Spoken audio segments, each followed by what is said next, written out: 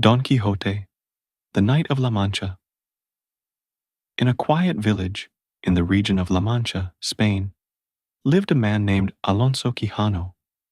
Alonso was a nobleman who loved reading books, especially those about knights and their grand adventures. He spent days and nights reading these stories, so much that he barely ate or slept. The tales of brave knights, beautiful damsels, and fierce battles filled his mind until he started to believe that he, too, was meant to be a knight. One day, Alonso decided to follow his dream. He took on a new name, Don Quixote de la Mancha, and declared himself a knight errant, a wandering knight who would travel the world righting wrongs and protecting the helpless. But before setting out, he needed a few things. He found an old suit of armor that had been in his family for generations. Though it was rusty and worn, to Don Quixote, it was the finest armor any knight could wear. He also took up a sword and found a helmet, though it was really just a metal bowl. His noble steed was an old, bony horse named Rocinante, who was far from the powerful war horses of knightly tales. But Don Quixote saw Rocinante as a majestic and brave companion. To complete his transformation, Don Quixote needed a squire, someone to accompany him on his adventures. He convinced his neighbor, a kind-hearted but simple farmer named Sancho Panza, to join him.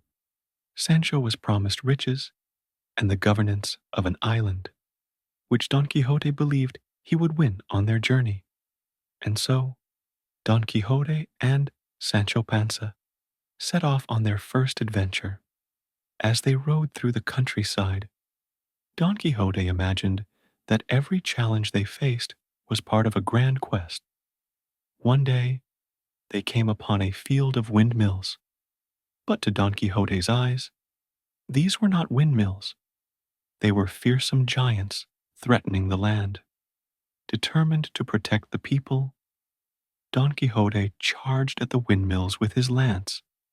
But as he struck, one of the windmill's blades caught his lance and spun him around, throwing him to the ground. Sancho Panza hurried to help his master, explaining that these were just windmills, not giants. But Don Quixote was certain that an evil magician had transformed the giants into windmills to defeat him. Undeterred by this setback, Don Quixote continued his quest, with Sancho faithfully by his side. They encountered many other adventures. At least, they were adventures in Don Quixote's imagination. He mistook inns for castles, flocks of sheep for armies, and simple villagers for noble lords and ladies. Each time Sancho tried to bring his master back to reality, but Don Quixote's belief in his own vision of the world was unshakable. In one of their most memorable encounters, Don Quixote and Sancho came across a group of actors traveling with a theater company. The actors were dressed as monsters and knights, which led Don Quixote to believe that they were real. He rushed to challenge them, much to their confusion and Sancho's dismay. The actors, seeing that Don Quixote was not in his right mind, played along with his fantasy, which only reinforced his belief in the world he had created. As time passed, the toll of these adventures began to wear on Don Quixote. He grew tired and weaker, yet his spirit remained strong. He and Sancho finally returned to their village after many months of wandering.